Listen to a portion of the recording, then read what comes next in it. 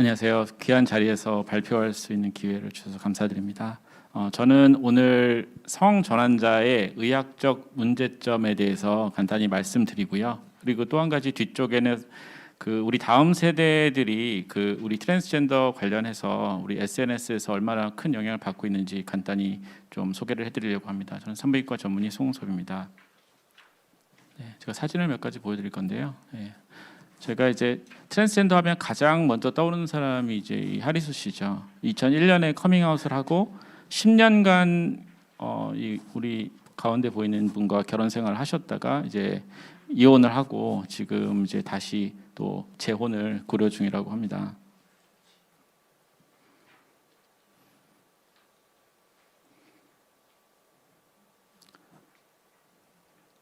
혹시 누군지 아시나요? 이 영화 매트릭스를 제작한 워셔스키 형제인데요. 처음에 형제였다가 그 다음에 남매가 됐습니다.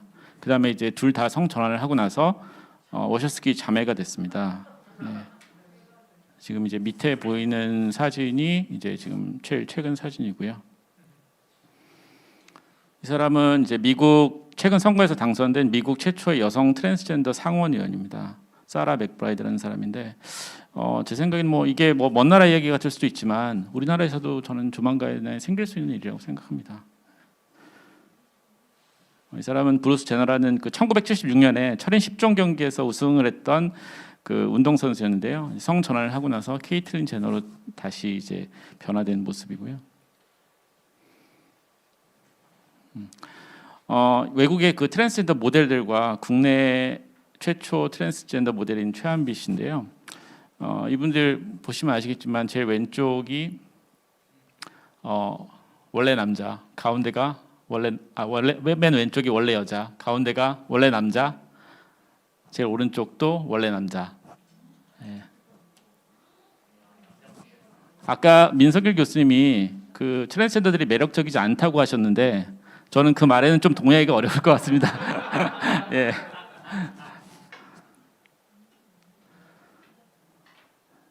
성전환 수술 후에 강제 전역한 변희수 하사죠. 유명해서 다 아시겠지만 이번 4월에 강제 전역을 취소하기 위한 행정소송의 첫 변론이 진행될 예정입니다. 이전에는 상상하기 어려웠던 사례들이 너무 많아서 사실은 이분들 이렇게 쭉 소개하는 것만 해도 사실 강의가 끝날 것 같은데요. 참 제가 이 강의를 준비하면서 생각나는 노래가 하나 있었습니다. 아시죠? 세상이 왜 이래 진짜 도대체 어떻게 되려고 이러는지 정말 걱정도 많이 되고 그렇습니다. 제가 간단히 저희 트랜스젠더에 대해서 간단히 말씀드리기 전에 잠깐 역사에 대해서 말씀드리면 역사를 얘기하기 전에 트랜스젠더 배경에 간단히 2명 정도 짚고 넘어가야 되는데요. 이 사람이 매그너스 허시펠드라는 성학의 아버지라고 불리는 사람입니다. 그래서 성소수자들에 대한 연구를 했고 성학 연구소를 독일에다 세워가지고요. 여러 과의 전문의들을 같이 모아놓고 연구도 하고 진료도 하고 교육도 하고 그리고 본인도 동성애자였고 이제 밑에 사진이 말년에 자기 왼쪽에 있는 동양인 애인과 같이 찍은 사진입니다. 이 사람은 해리 벤자민인데요. 이 사람은 아까 말했던 허시펠드보다 약 10여 년 뒤에 태어나가지고 100년을 넘게 살았고 트랜스젠더가 호소하는 젠더 디스포리, 아까 말씀하신 젠더 불쾌감 또는 성별 불쾌감이라고 하는 진단명에 대한 개념 자체를 이제 이 사람이 이렇게 정립한 사람이고요. 그리고 이 사람이 이제 전문가 협회를 만들었습니다. 그 모임이 현재 가장 활발하게 활동하고 있는 세계 트랜스젠더 건강 전문가 협회라는 곳입니다. 이 단체에서 성별 불쾌감을 가진 이들을 위한 표준 진료 지침을 만들고요. 그리고 계속 업데이트를 하고 있습니다. 트랜스젠더 성전환자들을 상대하는 의사, 상담사들, 세계의 모든 전문가들이 모여가지고 이 컨퍼런스를 참여하는데 이 컨퍼런스 실제 참여했던 의사나 이제 의사가 한 얘기는 성전환에 신중하거나 어떤 반대하는 목소리는 내기가 어려운 분위기라고 합니다. 이 자체가 이미 산업화가 돼가지고요. 역행하기가 사실 상당히 어려운 그런 분위기인 것 같습니다. 이거 아까 민석일 교수님께서 말씀을 해주셨는데 한 가지만 넣고 여기 이제 성별 위화감, 성별 불쾌감이라고 하는 젠더 디스포리아가 이제 트랜스젠더들이 호소하는 자기의 인식하는 성별과 성별의 차이 현재 자기가 느끼는 성별의 차이로 인해서 유발되는 스트레스죠. 저것 때문에 결국에 이제 자기 성별을 바꾸는 과정을 거치게 되고요.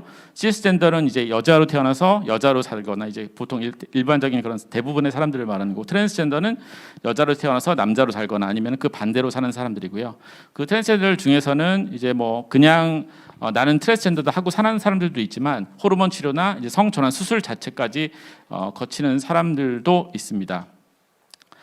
트랜스젠더의 의학적 정의는요, 이 2013년에 미국 정신의학회에서 얘기하는 그 DSM-5에서 성별 불쾌감으로 변경이 되어서 트랜스젠더의 성별 비수능적 정체성이 그 자체로 정신 장애가 아님을 얘기하면서 진단명을 삭제하지 않아서 의료 접근성을 확보했다고 얘기를 하고 있고요. 이거는 이제 저희 DSM-5에 나오는 그 성별 젠더 디스포리아의 진단 기준입니다. 이렇게 꼼꼼한 이런 내용이 되어 있지만 실제로는 이런 기준들이 세심하게 적용되기는 어려운 것 같습니다. 진단을 원하는 이들은 이미 어떻게 대답을 해야지, 의사들에게 어떻게 대답을 해야지 자기가 진단을 받을 수 있는지 이미 다 알고 학습을 하고 갑니다. 그렇기 때문에 의사들은 결국에는 이들이 원하는 대로 진단서를 발급을 해줄 수밖에 없습니다. 기존의 그 젠더 디스포리아, 그 성별 불쾌감은 대부분 이제 2세에서 4세, 그러니까 일찍 시작돼가지고 되기 때문에 일반적으로는 가장 먼저 알 수 있는 사람이 그들의 부모들입니다. 부모들이 이제 얘가 좀 이상하네 그런 것들을 눈치를 채게 되는데 대부분의 아동기 이상 징후는 대다수에서 한 70%는 자연적으로 해결이 됩니다. 그래서 최근에는 그 새로운 개념이 하나 대두가 됐는데 이제 Rapid Onset Gender Dysphoриa라는 건데, 이거는 이제 어릴 적에 전혀 이상 징후가 없다, 갑자기 사춘기에서 이제 발생해가지고 커밍아웃을 하는 그런 경우가 있는데, 이건 이제 여자들에서 좀 최근에 경우가 많고요. 2000년대 중반, 그러니까 이 스마트폰이 나오는 그때부터 되게 급격하게 증가를 했다고 합니다. 성전환 과정은 이제 이런 진단을 받고 그리고 이제 호르몬 치료와 경직 여건이 되면 수술까지 진행하게 됩니다. 이 수술까지 마친 사람들은 트랜스젠더들 상에서는 되게 동경의 대상이 됩니다. 그래가지고 뭐 하리수 씨나 뭐 그런 사람들은 엄청난 그런 이제 우상 같죠. 그들 커뮤니티 내에서는. 그리고 이제 대부분 이제 이런 치료들 중에서 의사나 이제 아까 말씀드렸지 이제 어떤 정확한 세부적인 정말 이 사람이 트랜스젠더인가 그걸 확인을 해야 되는데 실제로는 그렇지 못하는 경우가 많다는 겁니다. 이 사람들이 어떤 유튜브나 그런 데서 자기네들이 어떻게 해야 진단을 받을 수 있는지 이미 다 알고 있고요. 어떻게 해야 자기가 호르몬 치료를 받을 수 있는지 다 이미 알고 있습니다. 예. 그리고 이제 의학적 치료는 물론 최후의 보류가 되어야 한다. 당연한 얘기고요. 진단 과정은 이렇게 쭉 하는데 결국에는 이제 그 본인의 생각, 맨 밑에 보시면 본인 생각이 있다가 이제 자기네들 커뮤니티에서 이제 그 생각이 좀 긴가민가 했는데 결국에는 계속 넌 맞다 그리고 계속 부추겨 줍니다. 그리고 이제 어떤 그 강화를 이제 시켜가지고요. 결국에는 의사의 진단서를 받고 호르몬 치료나 수술법 치료로 넘어가는 경우가 많습니다. 뭐 아까 얘기가 나왔지만 보통 뭐 한 0.3에서 0.5% 정도 이제 트랜스젠더 인구를 보는데 우리나라에도 뭐 그렇게 추정한다고 하면 5만에서 한 25만 정도의 트랜스젠더 인구가 있을 것으로 추정이 되고요. 이게 남자에서 여자로 전환하는 사람과 여자에서 남자로 전환하는 사람이 있는데 비율은 뭐 보통은 남자에서 여자로 전환하는 사람이 더 많을 거다 그렇게 얘기 뭐 논문들에서 나오는데 실제로는 비슷할 거라는 얘기들도 나오고 있습니다.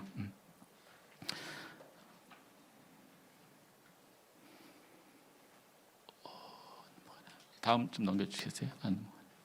다음.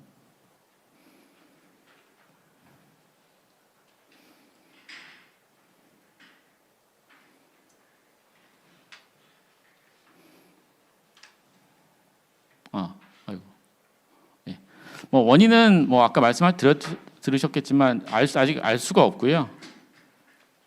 진료 지침은 아까 말씀한 그 세계 트랜스젠더 전문가 협회의 지침이 가장 뭐 활발하게 인용되고 있는데 이 단체가 트랜스젠에 대한 그 객관적인 치료에 근거한 지침보다는 트랜스젠을 그 장려하는 방향으로 치우친 쪽으로 유도하는 것에 대한 그 우려가 있습니다.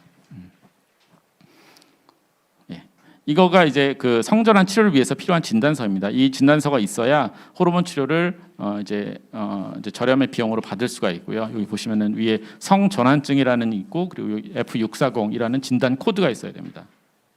요거 하나를 받기 위해서 이제 트랜스젠더들이 많은 노력을 합니다. 이제 첫 번째 그래서 이제 이렇게 방황을 하다가 결국에 이제 대부분 할까 말까 하다가 이제 어느 정도 조금 어떤 자기네들 커뮤니티에서 이제 확신이 들면 호르몬 치료를 진행을 하게 됩니다. 트랜스젠더들이 원하는 성별로 전환을 하기 위해서 일반적으로 초기에 이제 이거를 시행하는 경우가 많은데 수술보다는 비용이 부담이 적고 접근이 쉽기 때문이고요. 이것의 부작용은 이것은 부작용이 적고 언제면 끊어들면 돌아올 수 있다고 생각하는데 실제로는 상당한 부작용이 있고요. 그중 일부는 회복이 불가능한 경우도 있습니다. 남자가 여성으로 성전환하기 위한 여성 호르몬 치료는 여러 가지 제재가 있는데 뭐 먹는 것도 있고 바르는 것도 있고 그다음에 뭐 주사제도 있고 여러 가지가 있습니다. 그래서 이제 남자가 여자가 되기 위해서 여성 호르몬을 복용하거나 주사를 맞게 되면은 이제 유방이 커지게 되고 그리고 지방이 여성형으로 그러니까 허벅지에 좀 많아진다거나 엉덩이에 많아지고 근육이 감소하게 되고 피부가 조금 뭐 좋아진다는 사람도 있고 뭐 목소리가 목소리가 이제 좀 가늘어지거나 뭐 그런 현상 일부 있을 수는 있는데 뭐 고환과 전립선 크기가 감소하고요. 그리고 이제 그 실제로 정자수가 이제 감소하게 됩니다. 그래서 여성 호르몬 치료의 부작용으로는 이 혈전 색전증이라 그래서 이거는 이제 몸 안에 이제 그 혈관에 있는 피의 어떤 한 부분이 덩어리가 생겨가지고 어디가 막히는 겁니다. 그래서 이거는 뭐 예측하기 되게 어렵고 이 에스트로겐 치료를 받으면은 누군지 생길 수 있는 거고요. 그리고 이제 심장 질환 그리고 프롤락틴 혈종 뭐 등 유방암 뭐 편두통 성욕 감퇴 뭐 이런 여러 가지 등이 생길 수 있고 결국에는 뭐 발기저하 불임까지 생길 수가 있습니다. 그리고 이제 여자가 남성이 되고자 할 때는 테스토스테론을 이제 주사를 하게 되는데 주사를 맞거나 뭐 먹는 약이나 이것도 바르는 제재가 있습니다. 이거는 이제 먹는 그 테스토스테론 제재고요. 그 남성 호르몬 치료 시 변화는 이제 생리가 일단 중단이 되는 경우가 많고 클리토리스 크기가 증가가 되고요. 질이 위축돼서 건조하게 돼서 성관계 시에 아주 심한 통증을 유발할 수가 있고 그렇습니다. 그리고 몸에 털이 나고 남성형 탈모가 생길 수가 있고요. 그리고 목소리가 굵어지고 그런 것들이 생길 수가 있고요. 그리고 이제 밑에 보시면 그 자궁 내막증이 생길 수가 있는데 그걸로 인해서 통증 뭐 그런 것들이 증가할 수 있고 그 자궁 내막증이 심한 경우에는 자궁을 적출해야 되는 경우도 생길 수가 있습니다. 그리고 자궁 내막암도 생길 수가 있는데 이것은 결국에는 이제 뭐 자궁을 적출하거나 난소를 제거해서 불임으로 유발될 수가 있습니다. 호르몬 치료 시작 전에는 의료진에게 뭐 충분한 상담이 필요하고요. 영구적인 불임이 유발될 수 있어 이제 그런 부분에 대한 상담을 받아야 됩니다. 그리고 일반적으로 의료기관에 원하는 정보를 얻기 어려운 경우에 트랜스젠더는 온라인 커뮤니티에서 많은 정보를 교류하게 되는데요. 여기서 왜곡된 의학 정보가 전달될 가능성이 상당히 많습니다. 그래서 결국 커뮤니티에 추천받은 몇몇 의원에서 이제 호르몬 치료를 받기 위해 막 한참 동안 이동해서 거기를 방문하게 되는데 트랜스젠더들이 이렇게 그 호르몬 약을 받거나 치료를 받기 위해서 방문하는 그런 몇몇 군데의 그런 성지 같은 곳들이 있습니다. 의원들이 있는데 그런 데를 이제 찾아서 가게 됩니다. 수술적 치료는 크게 이제 유방을 이제 예를 들어서 만약에 이제 성기에 제외된 그러니까 이제 유방을 제거하거나 확대하거나 그런 탑 수술이라고 하는데요. 탑 서저리가 있고 그다음에 이제 성기와 관련된 수술인 바텀 서저리로 나눌 수가 있습니다. 그래서 여기 보시면은 이제 이 수술 자체의 이름이 보통 젠더 어퍼밍 서저리, 젠더 리어세먼트 서저리라고 하는데 이게 사실 뭐 이걸 한다고 해서 이게 사실 이 명칭이 사실은 이게 올바르다고 얘기할 수가 없습니다. 이미 사실 명칭 자체가 왜곡이 이미 되어 있는 상태고요. 그리고 그 여기 아까 그 트랜스젠더 협회에서 이제 뭐 내세우는 이런 수술에 대한 요건들이 있는데 뭐 실질적으로 이게 뭐 지적해지지 않습니다. 돈이 있으면은 받는 겁니다. 돈이 없으면 못 하는 겁니다. 이제 보통은 우리나라 같은 경우에는 태국에서 시행하는 경우가 많은데 보통 비용이 엄청나게 많이 들고 수천만 원의 돈이 들기 때문에 이거는 사실 하고 싶어도 못 하는 사람들이 상당히 많습니다.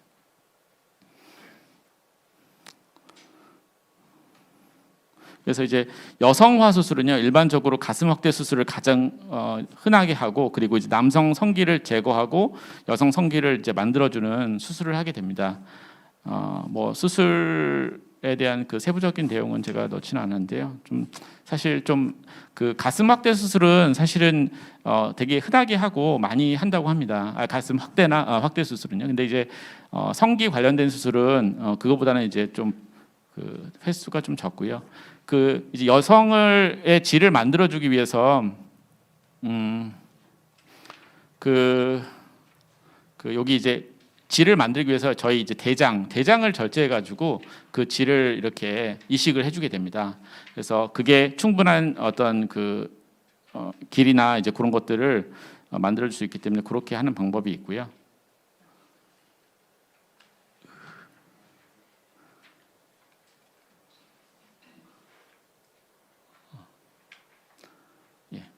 그리고 이제 여성이 남자로 성전환 수술을 하는 경우에는 일반적으로 가장 먼저 시행하는 게 이제 유방을 제거하는 수술입니다. 그 다음에 이제 자궁하고 난소, 질을 제거하는 수술을 할 수가 있고요. 남성 성기를 만들어 주는 수술을 고려할 수는 있는데 그 성기를 만들어 준다 하더라도 그거를 실제로 성관계에서 사용하고 어떤 소변 배출의 기능까지 원활하게 만드는 거는 절대 쉬운 일이 아닙니다. 이거는 이제 그 탑서저리, 그러니까 이제 자기 유방을 제거한 수술을 이제 받은 사진들인데 보시면 이렇게 흉터가 이렇게 되게 크게 남는 걸 볼 수 있습니다. 이게 다 여자들인데요, 수술을 받은 사람들입니다. 그리고 아까 말씀 기능적인 것들은 당연히 회복시킬 수가 없고요. 그리고 남성 성기를 만들어주는 건데요. 이거는 이제 흔히 팔에서 그 피부하고 조직을 이식해서 이제 그 성기를 만들어줄 수가 있는데 사실 엄청나게 되게 큰 수술이고 어려운 수술입니다. 미세 혈관하고 신경을 연결해 줘야 되고 그런 어떤 기능적인 것과 미용적인 부분까지 감안한다 그러면은 정말 만족할 만한 결과를 얻는 거는 정말 쉬운 일이 아닐 거라고 생각합니다. 이건 이제 그 팔에서 이식해서 이제 만드는 모식도고요. 그래서 이제 이런 목에 목젖을 제거하는 수술을 받기도 하고 이런 엉덩이에 보형물을 넣어서 여성형으로 만들어주기도 하고 그렇습니다. 그 기타 얼굴 수술, 눈코 성형, 지방 이식 그다음에 털 제거하는 시술 그런 것들을 하게 되는데 이건 흔히 하는 것들이니까 이거는 그 수술에 대한 부작용은 사실 너무 많아가지고 이걸 제가 다 어떻게 일일이 나열할 수가 없는데 이제 예를 들어서 질을 만들어준다 그러면 이제 질이 이렇게 협착이 되는 웅겨 붙는 거죠. 그래가지고 그 질을 새로 만들어주는 그런 이제 남자에서 여자로 이제 변형을 하게 되면 이런 다이레이터를 지속적으로 자기 질에다가 이제 넣어가지고 이게 쭈그러들지 않도록 계속 해줘야 됩니다. 이걸 흔히 트랜스제더들이 봉작업이라고 하는데 이런 것들을 이제 거의 그냥 계속 해야 됩니다. 멈출 수 없습니다. 그리고 이제 이게 워낙에 큰 이식 수술이기 때문에 당연히 조직괴사나 질 만들어준 질이나 파열이나 이런 것들이 생길 수가 있고요. 그 외에 여러 가지가 있을 수가 있습니다. 보시면은 이제 여기 그 방광에 이제 소변 기능이 수술한 다음에 소변 기능이 제대로 이루어지지 않을 때는 이제 여기에 그 관을 껴가지고요. 이렇게 관을 바깥으로 배출한 이런 시술을 받아야 될 수가 있고요. 그리고 이제 요 질을 새로 만들어줬을 때 이제 이렇게 대장하고 이렇게 구멍이 생겨가지고 이제 대변이 이렇게 질로 이렇게 흘러나오는 그런 그런 현상도 생길 수가 있습니다. 이제 암 같은 경우에는 트랜스맨 같은 경우 남자로 변환했을 때는 이제 난소암, 유방암, 자궁암의 위험성이 있고요. 그리고 트랜스우먼 같은 경우에는 수술을 하더라도 전립선을 제거하지 않기 때문에 전립선이나 대장암의 위험성을 생각을 해야 되고요. 색전증 같은 경우에는 아까 말씀드린 에스트로겐 치료를 하게 되면은 이제 생길 수가 있기 때문에 이거는 항상 조심을 해야 됩니다. 큰 수술을 받으면 사실 이건 누구나 생길 수가 있는 건데요. 그리고 이제 일반적으로 성별 불쾌감 아까 말씀드렸죠. 어릴 적 시작해가지고 다수가 한 70%는 자연적으로 이제 해결이 돼서 정상 자기 원래 성별로 이렇게 생활을 하게 되는데 최근에는 기존 양상과 다른 젠더 디스포리아가 대두가 되었는데 이게 Rapid Onset 젠더 디스포리아입니다. 이게 뭐냐면은 이제 어릴 때 전혀 그런 이상 징후가 없다가 사춘기 때 갑자기 커밍아웃을 하는 겁니다. 트랜스젠더다 그렇게 하는 건데 이게 최근 10년간 10대 사춘기 여자의 트랜스젠더 비율이 가장 급증하는 현상이 보고되고 있습니다. 그래서 이제 이런 2018년도에 이거에 대한 현상을 이제 보고한 그런 페이퍼가 있었는데요. 이게 Rapid Onset Gender Dysphoria 그 리사 리트만이라고 산부인과 의사가 이제 이 페이퍼를 발표를 했는데 엄청난 논란이 있었습니다 이때. 그래서 이거에 대한 거는 이제 아까 보시면 이제 아동기 때 이게 전혀 괜찮다가 갑자기 이제 나 트랜스젠더다 그렇게 하는 건데 그래서 그들의 부모를 이제 설문조사 쭉 한 겁니다. 그래가지고 보니까 대부분 이제 여자들이고 평균 나이가 16세, 사춘기 때고 아동기에는 전혀 그런 증상이 없다가 갑자기 생깁니다. 그래서 근데 기존에 이미 정신과적인 어떤 우울증이나 그런 진단을 가지고 있는 경우가 많았고, 그리고 그 사람들 중에 70%는 그 자기 친구들 중에 트랜스젠더로 커밍아웃한 사람들이 포함된 또래 집단에 속해 있었다는 겁니다. 그게 이제 피어 컨테이전이라고 그래가지고 또래에서 약간 그런 전염되는 그런 현상을 말하는 거고요. 그 직전에 커밍아웃 직전에 어떤 소셜 미디어, 그러니까 스마트폰의 사용이 급격하게 증가됐다는 그런 통계가 있고요. 그리고 커밍아웃을 하게 돼서 결국에 그 커뮤니티 안에서 엄청나게 지지를 받고 그래서 더 이렇게 상승을 하게 되고요. 그래서 이제 그 아까 말씀드린 그 래피드 언셋 젠더 디스포리아에 대해서 에 대한 책을 이제 이 다른 이 저널리스트가 이 책을 하나 썼습니다. 그래서 이 사람이 그 미국에 있는 유명한 트랜스젠더 이렇게 여자에서 남자로 전환한 사람들입니다. 이 사람들이. 근데 엄청난 영향력을 갖고 있는 사람들이거든요.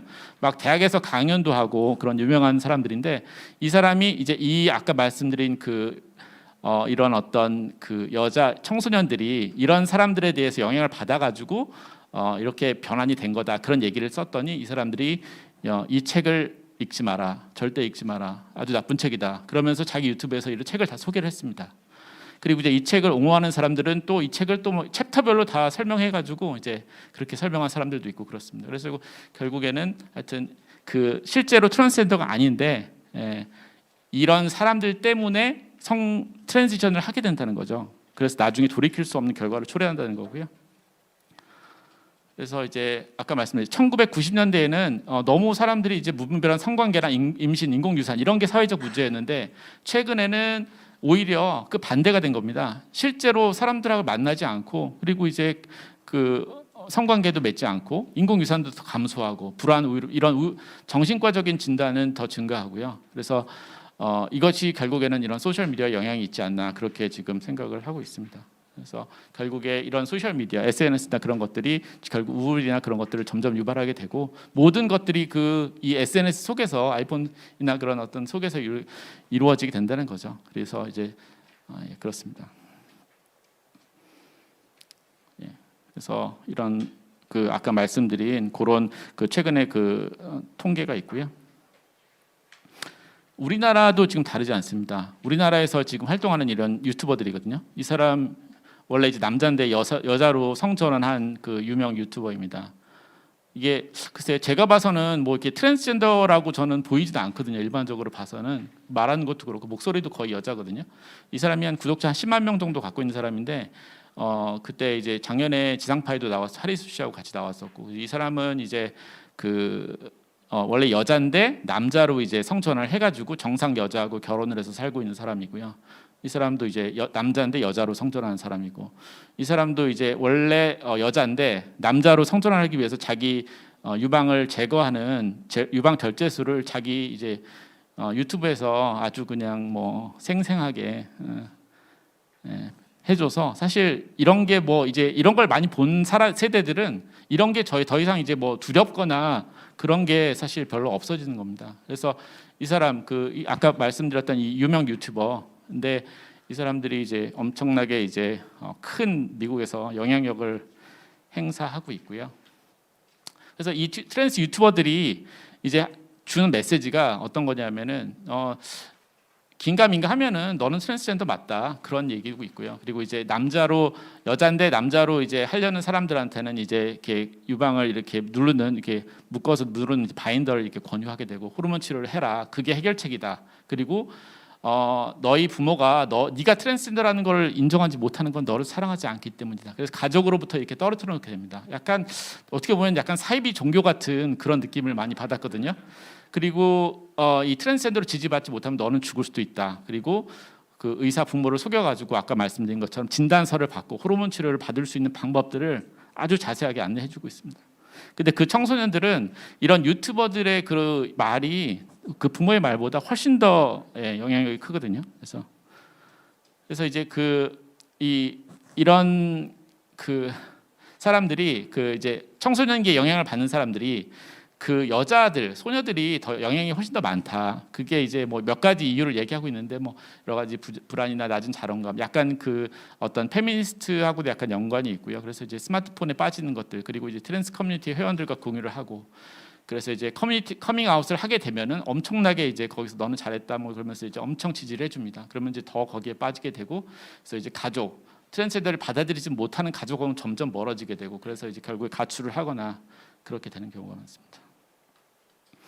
그래서 이제 결국에 만약 내 딸이 청소년 그 사춘기인 딸이 만약에 커밍아웃을 했다면 이제 어떤 식으로 될 거냐? 그러면 이제 보통 부모들이 이 미국에서 이제 젠더 클리닉이라는 이런 상담소나 이런 의원을 데리고 가게 됩니다. 그러면 거기에서 아까 그 민성일 교수님이 말씀하신 그 사춘기를 지연시키는 이 약을 권유를 하게 됩니다. 이 약이 이제 그 이런 그 성 호르몬을 억제를 해가지고 사춘기가 발병하지 않도록 하는 건데, 이 약이 이제 그 성조숙증 치료제로 이제 사유가 되고 화학적 거세도도 이제 사용되는 약인데요. 이제 이 목적으로는 사실 이렇게 허가가 난 약은 아닙니다. 그래서 근데 이 약이 그러니까 아까 말씀드린 청소년에게 안정성이 일단 검증이 안 돼 있고요. 그리고 그 사춘기를 억제하는 약을 치료를 했을 때 그 거의 대부분이 결국에는 호르몬 치료를 받게 된다는 겁니다. 내가 남자인데 여자가 되고 싶으면 여성 호르몬 치료를 받고, 그게 거의 한 뭐 제가 본 바에 의하면 거의 한 99%가 이 호르몬 치료로 넘어가기 때문에 결국에는 이거를 트랜스젠더가 되는 걸 막거나 그런 작용보다는 오히려 그 반대의 역할이 더 크다는 거죠. 그래서 그거는 제가 볼 때는 조금 조심을 해야 될 부분 같습니다. 그래서 이제 이런 호르몬 치료나 이런 것들이 어떤 뭐 그 젠더 디스포리아를 과연 해결해 주느냐, 자살을 낮추냐, 이런 증거가 아직 없다는 겁니다. 그래서 호르몬 치료를 시작하게 되면 남성과 여성 사이 갈등이 시작이 되는 거고, 예를 들어서 뭐 이건 탑서리에 대한 거고요. 그리고 이제 최근에 미국에서 그 어떤 이 트랜지션을 하는 그런 수술들, 남성 성기를 만들어주는 수술이나 이런 어떤 유방을 절제하는 수술들이 점점 늘어나고 있는데, 이게 결국에는 어떤 이 차별금지법에 의한 법하고 연관이 되어 있다. 그래서 우리나라도 만약 차별금지법이 통과가 되게 되면 결국에는 어떤 성전환 수술이나 그런 것들도 해달라고 요구를 할 수가 있다는 거죠, 이 사람들이. 그래서 이제 젠더 디스포리아는 이제 그 심한 정도가 엄청 다른데, 이게 결국에는 치료는 결국 다 똑같다는 겁니다. 이게 그래서 세분화가 되어야 된다는 거고요. 그리고 어떤 부정적인 글을 게시하게 되면 온라인에서 혐오자로 낙인을 찍히게 됩니다. 그러면은 이제 결국에 모든 거에서 뭐 예를 들어서 페이스북이나 뭐 유튜브나 뭐 모든 거에 다 차단을 당하는, 그래서 더 이상 자기가 그 목소리를 낼 수가 없는 그런 현상이 생기고 있고요. 그리고 이제 트랜지션을 이제 트랜스젠더에서 탈퇴하고 싶은데 그런 사람들에 대한 통계는 자료나 찾기가 어렵다는 겁니다. 그래서 이제 최근에 이런 일들이 생겨나고 있고요. 최근에 이제 그 트랜스젠더에서 탈퇴하려는 사람들이 이제 조금씩 목소리를 내고 있는 겁니다. 이 사람은 이제 벅 에인절이라고 엄청 유명한 이제 트랜스젠더인데요. 이제 원래 여자였다가 이제 남자로 활동하고 있는데, 이 사람은 1991년부터 테스토스테론을 복용했습니다. 그래서 수술을 받고 남성 성기를 만들어주는 수술까지 했고, 이 사람은 이제 뭐 강연도 하고 뭐 여러 가지 성 관련된 용품도 자기가 팔고 있고요. 거의 뭐 제일 유명한 사람이라고 보시면 될 것 같은데, 이 사람이 이제 인터뷰에서 한 얘기가 트랜스젠더를 했거나 고민 중인 많은 청소년들이 사실은 실제로는 트랜스젠더가 아닌데 자기가 트랜스젠더를 선택한다는 거고요. 이들에게 어떤 정확한 정보나 상담이 제공되지 않고 있다, 이렇게 얘기를 했습니다. 그래서 우리 자녀들에게 어떤 스마트폰에서 조금 더 이렇게 좀 제재가 필요할 것 같고, 어떤 부모의 권위나 이제 교육이나 이런 거에 대해서 좀 신경을 더 써야 될 것 같고요. 그리고 향후 과제는 이제 우리가 온라인에 사실 그 사람들이 괜찮다, 좋다, 잘 살고 있다, 뭐 유명 유튜버로 활동하고 있는 그런 사람들의 모습만 보게 되는데, 올바른 정보를 제공하는 그런 것들을 많이 이제 좀 공유를 해야 될 것 같고요. 그리고 자녀들을 잘 교육해야겠고, 그리고 트랜스젠더에서 이제 벗어나는 사람들에 대한 상담, 그런 것들을 해야 되겠고, 의료인을 교육해야 되겠고, 그리고 이제 차별금지법을 막기 위해서 노력을 해야 될 것 같습니다. 네, 감사합니다.